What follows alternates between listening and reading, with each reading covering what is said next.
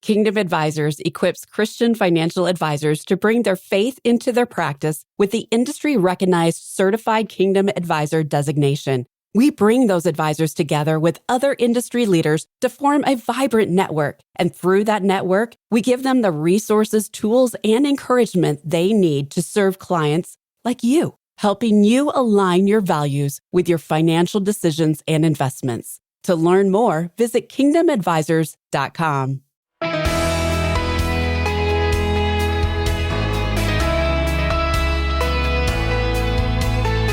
Where there is no guidance, a people fall, but in an abundance of counselors, there is safety. Proverbs 11:14. Hi, I'm Rob West. At one time, finding someone who shared your Christian values and could give you expert financial guidance was quite a challenge. But today, a nationwide network of Christian financial professionals fills that void.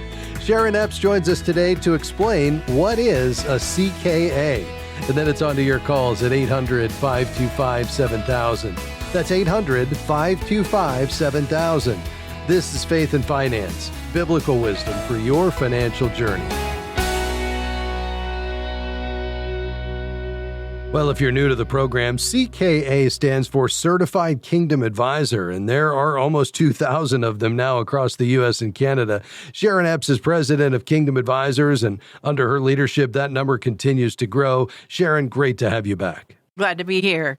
Kingdom Advisors is, of course, the brainchild of Larry Burkett and Ron Blue, who realized that God's people needed godly advisors to help them be faithful stewards of His resources so they might advance the kingdom. It's all based on members who've earned the designation Certified Kingdom Advisor, or CKA, the only industry designation for biblically wise financial advice. So, Sharon, why don't we start today by giving you an opportunity to explain exactly what is a CKA? Well, simply stated, a CKA is a financial professional who's passionate and qualified to help families and individuals make faith-based financial decisions.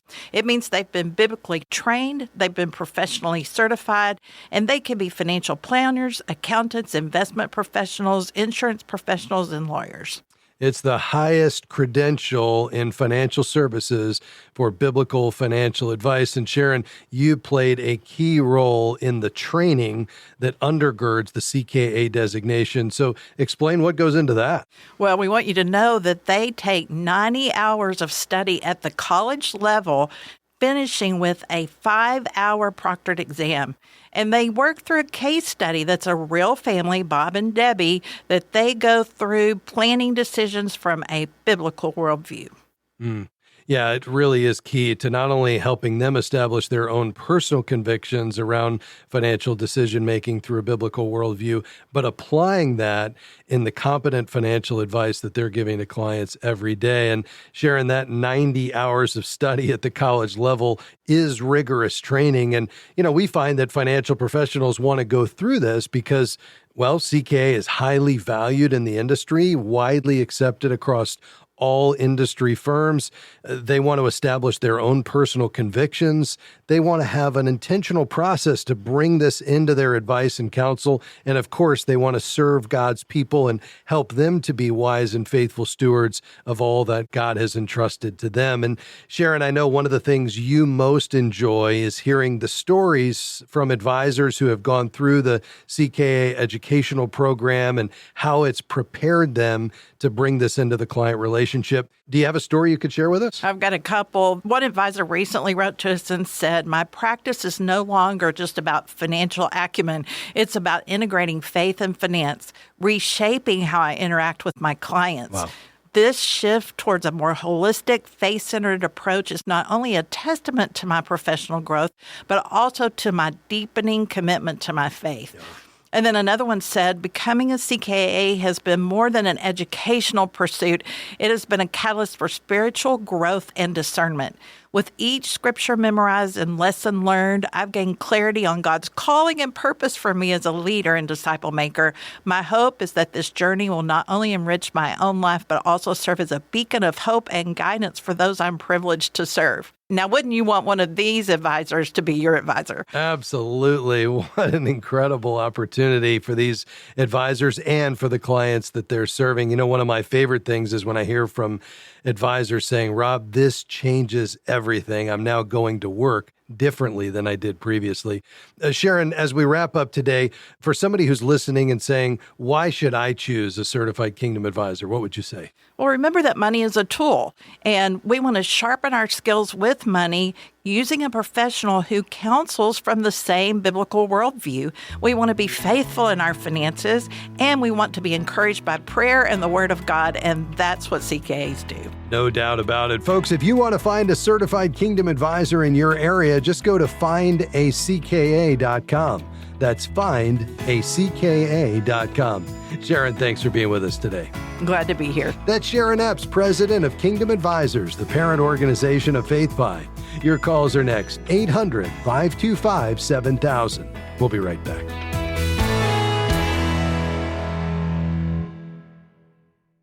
Are you a financial professional looking to grow your practice while offering advice that aligns with your Christian values? By becoming a certified Kingdom advisor, you'll gain the biblical wisdom and professional credibility to serve clients who are seeking faith-based financial guidance.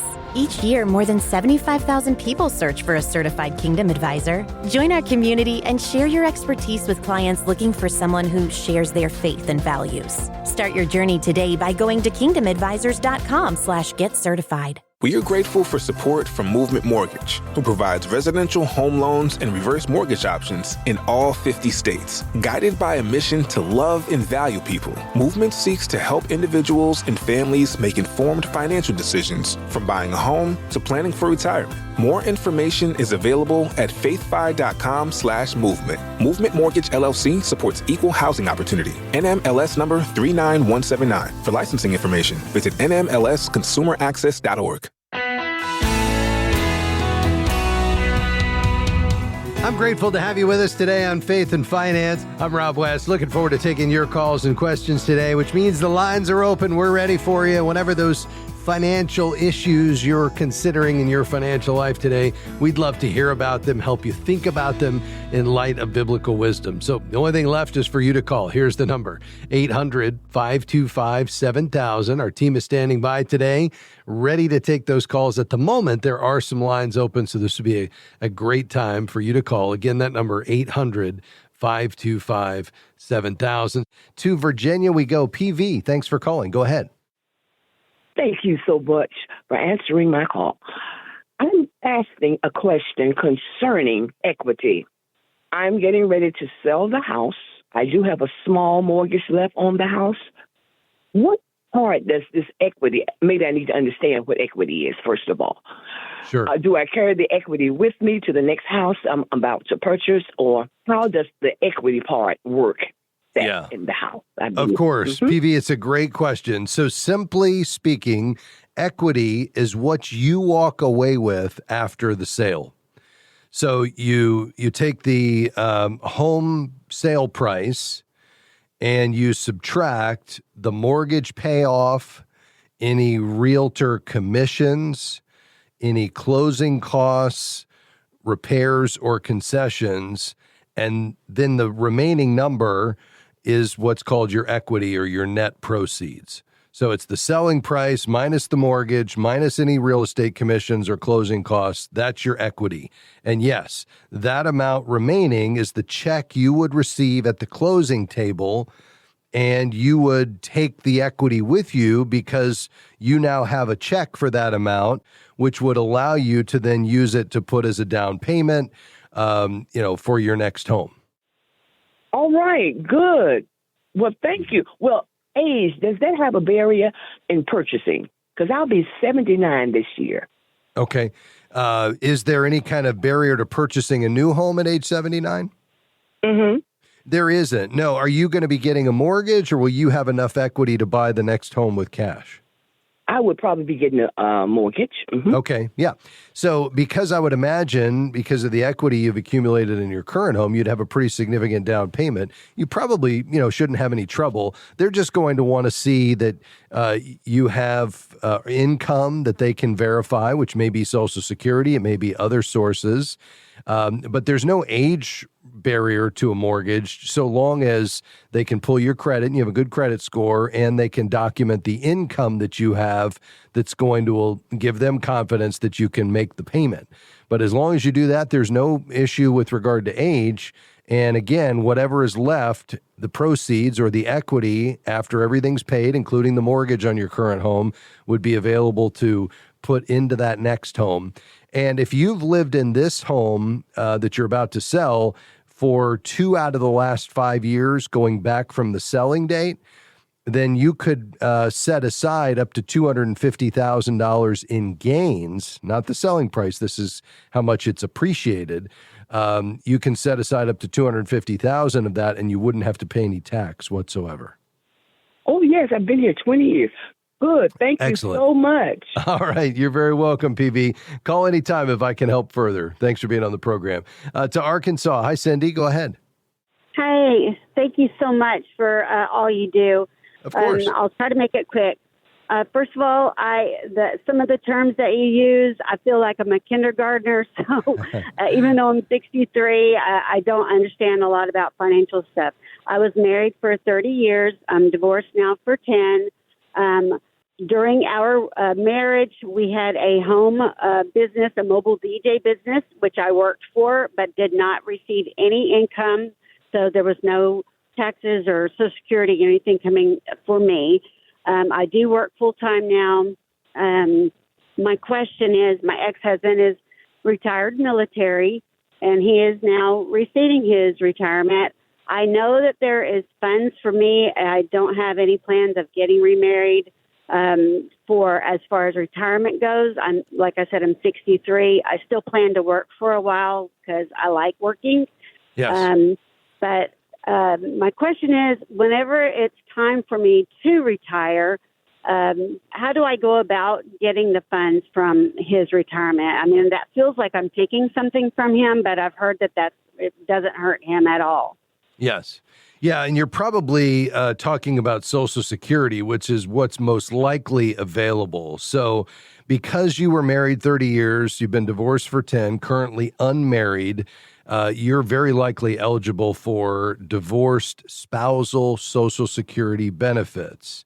And that has no bearing on your ex-husband's ability to collect his own Social Security benefits. So you can claim benefits based on his record through the Social Security Administration, so long as you were married at least 10 years, which you were, you're currently unmarried, you're 62 or older, and your own benefit would be smaller than the spousal benefit, which it likely would be if you even have one at all, given the fact that you were working, in the business and not getting paid. So what that would mean is that if you don't have your own work record, which means you'd have to have at least 10 quarters of paying into Social Security in order to have any benefit on your own, then you would be better off taking the spousal benefit, and you would be able to get up to 50% of his full retirement age benefit. And this does not reduce his benefit whatsoever. He doesn't need to approve it. He may not even know you're getting it and doesn't need to. Now, you're going to want to wait until your full retirement age, if at all possible, which is probably going to be around 67 years old, if you want to be able to get the full amount. And again, the full amount, the most you can get is 50% of his full retirement age benefit. But if you take it before 67, it's going to be reduced below the maximum you can earn, which is that 50%. So for instance, if you took it at age 62, you might only get, 30% or something around there, versus waiting until 67 and getting a full 50%. With regard to the military pension, those are completely different rules. Military retirement is treated often as a marital asset, not an automatic spousal benefit. So you'd only receive part of it if it was awarded in a divorce decree. There's not an automatic right there. But give me your thoughts on all that. Well, I am a Christian, so I didn't want to do anything that would hurt him. We did not go through any kind of format to where you get this, we get this, split this up or anything like that. We didn't talk about any kind of retirement or anything like that. I was trying to be the most helpful towards him because he was going through a really hard time during the divorce. And so, I do plan on working at least to 67. I do have some work history, but I know like right now, if I was going to retire, I think Social Security said I would get like $800 a month, which, you can't live off that. So Sure. Yeah, exactly right. So I think the key is if you can wait as long as possible to take that, that's going to be helpful, at least until full retirement age. And, you would, if you didn't have a divorce decree, and you may want to check, with an attorney on this, you likely would not have been awarded anything. Now, you could check with the Defense Finance and Accounting Service and see if there's any kind of payments that you're eligible for, but that would likely come through a divorce decree, which it doesn't sound like you have. I hope that's helpful. Thanks for calling. We'll be right back.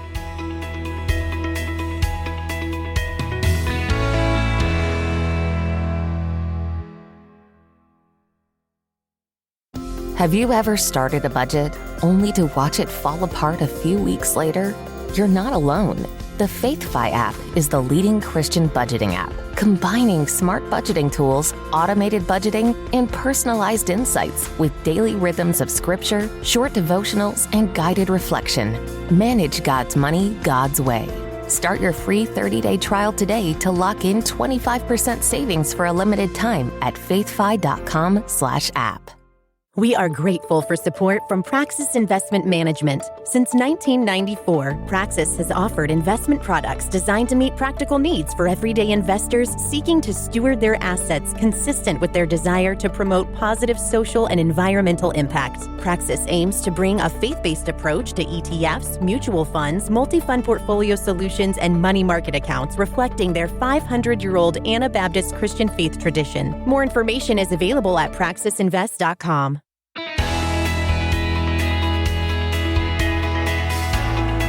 Here on this program each day, we want to help you see money as a tool to accomplish God's purposes, recognizing money's a good gift. We should use it to enjoy and provide. We also need to understand that the use of money is highly spiritual. There's a connection between how we handle money and our hearts. Remember, Jesus said, where your treasure is, there your heart will be also. When he called out the widow and celebrated her giving out of her poverty versus the Pharisees that were giving far more, that he really scolded, I think what we were seeing there is that the way we handle money has a way of illuminating what we truly treasure. And that means that our spending tells a story. It reflects our values. And the question is, what story is it telling? Does the way I'm handling money reflect what I want to be most important to me? And if not, what changes do I need to make? Well, each day on this program, we want to help you understand the counsel of Scripture as it relates to managing God's money, but also in doing so, help you answer those very practical questions that you have going on in your financial life. So if there's something you're wrestling with, call right now, 800-525-7000. Let's go to Illinois. Hi, Mark. Go ahead. Hi. I appreciate all the information that you guys do. Sure, thank you. But my mom has passed away, and we're closing on the house. My portion of that is going to be roughly $70,000. I'm 59. I plan on retiring at 62. I've already got a previous IRA that I transferred from a plant that I worked at that closed, and they paid me my retirement in cash and started that, but I don't know, I can only add $8,000 a year into that one, but I don't know what would be the best option to do with the rest of the 70,000. Yeah. Do you have an emergency fund? Yeah, I've got a savings account that pretty much serves as that. Okay, and do you have at least 3 to 6 months expenses in there? Yes. Okay, and do you have any debt to speak of? No, I mean, vehicles are paid and house is paid and everything. I Yeah. don't have much. Yeah, so you would be able to put for 2026, I mean, going back to 2025, you could put in $8,000 over age 50. You could also turn around, if you haven't filed your 2025 return, most people haven't at this point. So you could put 8 in, and if you're married, you could put that in twice, you and your wife. And then you could turn around and do the 2026 contribution as well, which would be over age 50, $8,600. So it's $7,500 for 2026 for an individual, and then you can put in an additional $1,100 over the age of 50. So you could plow all that into an IRA, and then whatever's left. So, are you married? Yes. Okay. So you could do this for your IRA and a spousal IRA. So that'd be $16,000 between the two of you. And if you did 8,600 times 2, that's 17,200. So between the two of you, you could put in close to 20 grand if you fund an IRA for 2025 and 2026. And then that would leave, I think you said you were getting about 70,000. So that would leave you a little over 50,000. And with that, you could just go ahead and invest that in a taxable account. You could reach out to a certified Kingdom advisor at findacka.com to manage this for you. You could do it yourself. You could use the mutual fund strategy offered by our friends at soundmindinvesting.org that you could do yourself. Just open an account at Fidelity or Schwab, and you'd buy some no-load mutual funds or exchange-traded funds, and they could guide you on which ones. Or you could use like a robo-advisor that would basically just build a portfolio that's very low cost using indexes, which are basically just ways to capture the broad moves of the market. But you'd have a mix of stocks and bonds that's appropriate for somebody, who's 60 years old. It'd probably be about a 50-50 portfolio where 50% is kind of following the overall bond market and 50% is following the broad stock market with some exposure both domestically and international. So, I think that would be the way to go. And that way you'd be able to take this money, get some of it into IRAs, so it's growing tax deferred or even tax free in a Roth. And then, the rest of it, 50,000 would be growing on a taxable basis. So every time you sell an investment for a profit, you'd have to pay a capital gain, but it would still be growing.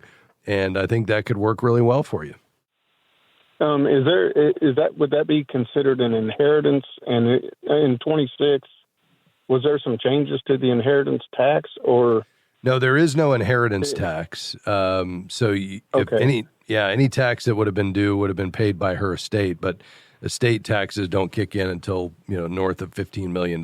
So you'll be fine there. So you can take that. There's no federal inheritance tax, so you'd be able to plow all that right into some investments. Great. That sounds great. All right. Thanks for your call today. We appreciate you being on the program. Tia's in Georgia. Go right ahead. Hey, it's so nice to talk to you. I love listening to your show. Well, thank you. I appreciate it. I have a question. I've got into a situation. I'm out of work on short-term disability, but that's been stopped for medical reasons, and they're trying to get all the medical stuff situated. I've gone through all my savings, and I have a $30,000 whole life policy, and I was wondering if I could take a loan against it or something to have some income coming in. Yeah. I am so sorry to hear about your situation here, Tia. So you said you've gone through your savings. You're on short-term disability. Are you going to be able to go back to work? I just had surgery 2 weeks ago, and I'm supposed to go back in April or May based on physical therapy and all what the doctor's saying. But I got a letter saying that the FMLA runs out. So I'm not even sure if I'm going to have a job. Oh, boy. Yeah, I am so sorry. All right, let's do this. Perhaps that would be a resource, that whole life policy, but I want to get you with one of our certified Christian financial counselors just to look at everything you've got and help you chart out a plan here. We're going to pay for it. There won't be any cost to you. This person can come alongside you, encourage you, pray with you, but help you work out a plan and a path forward. Listen, folks, if you're listening to Tia right now and you'd like to help her navigate this financially, we can help make that available. Let our team know.